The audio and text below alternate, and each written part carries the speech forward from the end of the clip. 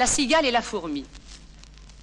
La cigale, ayant chanté tout l'été, se trouva fort dépourvue quand la bise fut venue. Pas un seul petit morceau de mouche ou de vermisseau.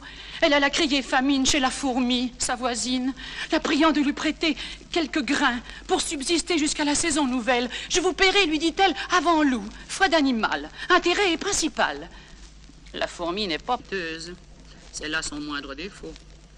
Que faisiez-vous au temps chaud, dit-elle à cette emprunteuse. Nuit et jour, à tout venant, je chantais, ne vous déplaise.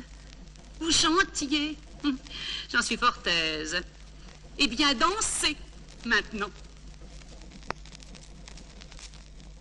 Parole de Socrate. Socrate, un jour, faisant bâtir, chacun censurait son ouvrage. L'un trouvait l'être dedans, pour ne lui point mentir, indigne d'un tel personnage. L'autre blâmait la face, et tous étaient d'avis que les appartements en étaient trop petits. Quelle maison pour lui, l'on y tournait à peine. Plutôt au ciel que de vrais amis, telle qu'elle est, dit-il, elle put être pleine. Le bon Socrate avait raison, trouver pour cela trop grande sa maison. Chacun se dit ami, mais fou qui s'y repose. Rien n'est plus commun que ce nom. Rien n'est plus rare que la chose. Le laboureur et ses enfants. Travaillez, prenez de la peine, c'est le fond qui manque le moins. Un riche laboureur, sentant sa mort prochaine, fit venir ses enfants, leur parla sans témoin. Gardez-vous, leur dit-il, de vendre l'héritage que nous ont laissé nos parents. Un trésor est caché dedans.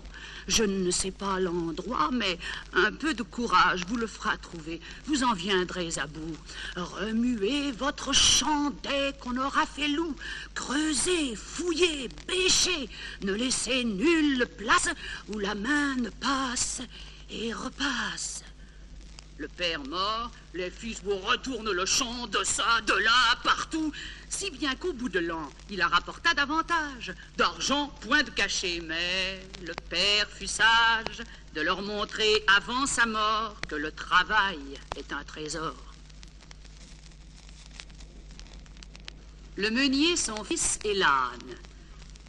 J'ai lu dans quelque endroit qu'un meunier et son fils, l'un vieillard, l'autre enfant, non pas des plus petits, mais garçons de 15 ans, si j'ai bonne mémoire, allaient vendre leur âne un certain jour de foire. Afin qu'il fût plus frais et de meilleur débit, on lui lia les pieds, on vous le suspendit. Puis cet homme et son fils le portent comme un lustre. Pauvres gens, idiots, couple ignorant et rustre, le premier qui les voit de rire s'éclata. Quelle farce, dit-il, vont jouer ces gens-là. Le plus âne des trois n'est pas celui qu'on pense. Le meunier, à ces mots, connaît son ignorance. Il met sur pied sa bête et la fait détaler. L'âne, qui goûtait fort l'autre façon d'aller, se plaint en son patois. Le meunier n'endure. Il fait monter son fils, il suit. Et d'aventure passe 3 bons marchands. Cet objet leur déplut. Le plus vieux au garçon s'écria tant qu'il put. Oh là, oh! Descendez, que l'on ne vous le dise, jeune homme qui menait la caisse à barbe grise. C'était à vous de suivre, au vieillard de monter. Messieurs, dit le meunier, il vous faut contenter. L'enfant met pied à terre et puis le vieillard monte. Quand 3 filles passant, l'une dit, c'est grande honte qu'il faille voir ainsi clocher ce jeune fils, tandis que ce nigaud, comme un évêque assis, fait le veau sur son âne et pense être bien sage. Il n'est, dit le meunier, plus de veau à mon âge. Passez votre chemin, la fille, et m'en croyez. Après un colibet, coup sur coup renvoyé, l'homme crut avoir tort et mit son fils en croupe. Au bout de 30 pas, une 3e troupe trouve encore à gloser. L'un dit, ces gens sont fous, le baudet n'en peut plus, il mourra sous leur coup. Et quoi, charger ainsi cette pauvre bourrique? N'ont-ils point de pitié de leur vieux domestique? Sans doute qu'à la foire, ils vont vendre sa peau. Parbleu, dit le meunier, et un fou du cerveau qui prétend contenter tout le monde et son père. Essayons toutefois si par quelque manière nous en viendrons à bout. Ils descendent tous deux. L'âne, se prélassant, marche seul devant eux. Un quidam les rencontre et dit, est-ce la mode que baudet aille en l'aise et meunier s'incommode? Qui de là nous du maître est fait pour se lancer? Je conseille à ces gens de le faire enchanter. Ils usent leurs souliers et conservent leur âne. Nicolas Hourbourg, car quand il va voir Jeanne, il monte sur sa bête. Et la chanson le dit, beau trio de Baudet. Ha, ha. Le meunier est parti. Ha, ha. Je suis âne, il est vrai, j'en conviens, je l'avoue. Mais que dorénavant, on me blâme, on me loue, qu'on dise quelque chose ou qu'on ne dise rien, j'en veux faire à ma tête. Il le fit. Eh bien.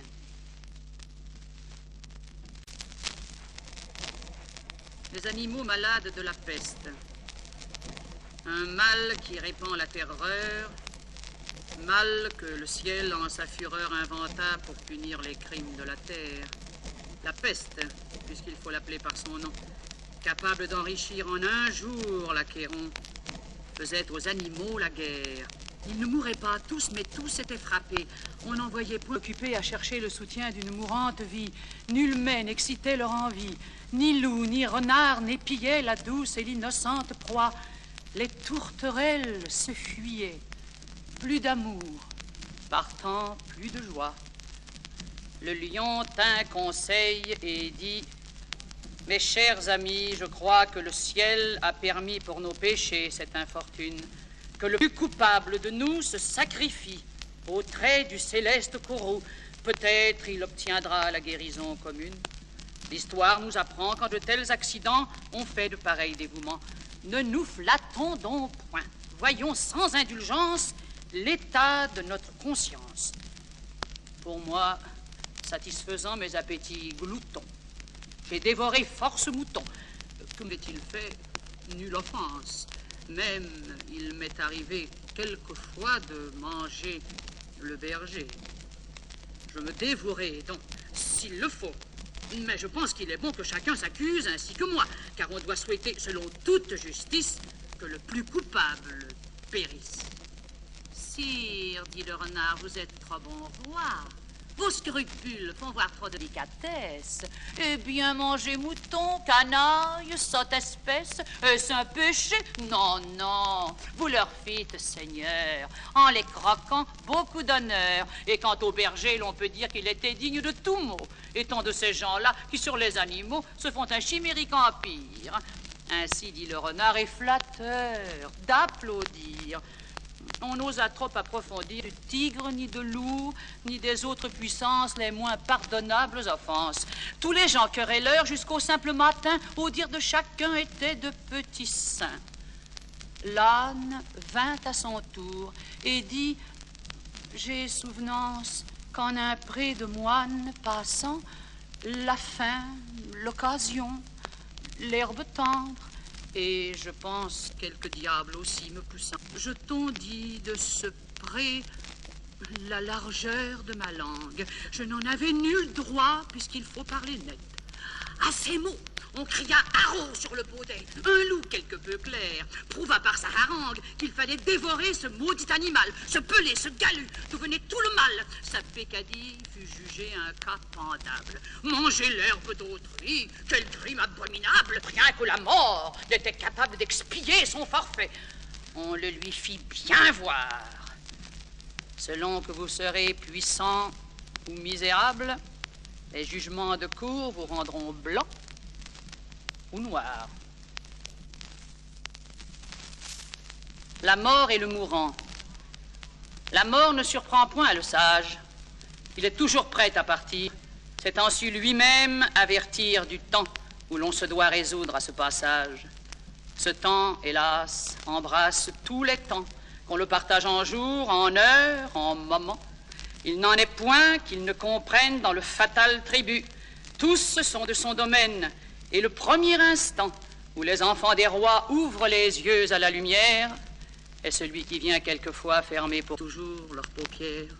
Défendez-vous par la grandeur, alléguez la beauté, la vertu, la jeunesse. La mort ravit tout sans pudeur. Un jour, le monde entier accroîtra sa richesse.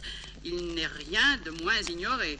Et puisqu'il faut que je le dise, rien où l'on soit moins préparé. Un mourant qui comptait plus de 100 ans de vie se plaignait à la mort.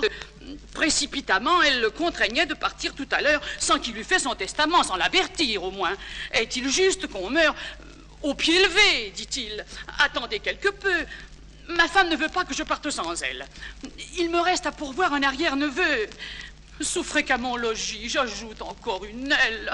Que vous êtes pressante, ô déesse cruelle. Vieillard, lui dit la mort, je ne t'ai point surpris. Tu te plains sans raison de mon impatience. Et n'as-tu pas 100 ans? Trouve-moi dans Paris 2 mortels aussi vieux. Trouve-moi 10 en France. Je devais, se dis-tu, te donner quelque avis qui te disposât à la chose. J'aurais trouvé ton testament tout fait, ton petit-fils pourvu, ton bâtiment parfait. Ne te donna-t-on pas des avis quand la cause du marché et du mouvement, quand les esprits, le sentiment, quand tout faillit en toi, plus de goût, plus d'ouïe, toute chose pour toi semble être évanouie. Pour toi, l'astre du jour prend des soins superflus. Tu regrettes des biens qui ne te touchent plus. Je t'ai fait voir tes camarades ou morts, ou mourants, ou malades. Qu'est-ce que tout cela qu'un avertissement? Allons, vieillard, et sans réplique, il n'importe à la République que tu fasses ton testament. La mort avait raison. Je voudrais qu'à cet âge, on sortît de la vie ainsi que d'un banquet, remerciant son hôte et qu'on fît son paquet. Car de combien peut-on retarder le voyage? Tu murmures, vieillard? Vois ces jeunes mourir, vois-les marcher, vois-les courir à des morts. Il est vrai, glorieuses et belles, mais sûres cependant, et quelquefois cruelles. Et pour te le crier, mon zèle est indiscret. Le plus semblable aux morts meurt le plus à regret.